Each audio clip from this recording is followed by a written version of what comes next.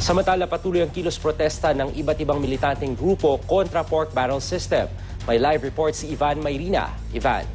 Steve, dito sa Medjola itinuloy ng militanteng grupong Bayan at kanilang mga kaalyadong grupo ang kanilang kilos protesta matapos makilahok sa Stand Up, Sign Up People's Initiative Against All Pork na idinaos naman sa Luneta. Maliban, Steve, sa pagtigil sa pork barrel system, bahagi ng panawagan ng militanteng grupo ang pagpapatalsik sa Pangulo, gayon din ang pagtutol sa mga pinalulutang na usapin ng charter change at term extension.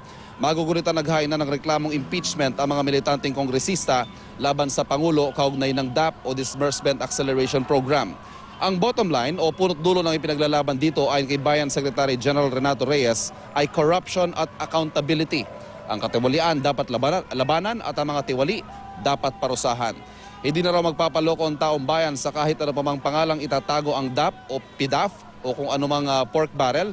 At hindi raw dapat baliwalain ang alyansa ng iba't ibang sektor na tumututol sa pork barrel dahil malinaw daw itong senyales. Nagalit na ang taong bayan sa pagnanakaw ng pondo ng bayan at kailangan na itong wakasan. Steve, alas 3 ng hapon nakarating dito ang malaking grupo ng Bayan Muna. Pero ngayon lamang alas 3:45 ay nakapag-disperse na ang mga militante. Ito, maalis na lamang ang mga ginamit nilang truck at mga jeep sa kanilang idinaos na maigsing programa. Saktong-sakto naman yan dahil sa mga oras ito ay unti-unti nang bumubuhos ang ulan at patuloy namang nagbabantay ang mga kawani ng Manila Police District Station 8 para kanina pa nag-antabay dito para magbantay sa katahimikan at kaayusan.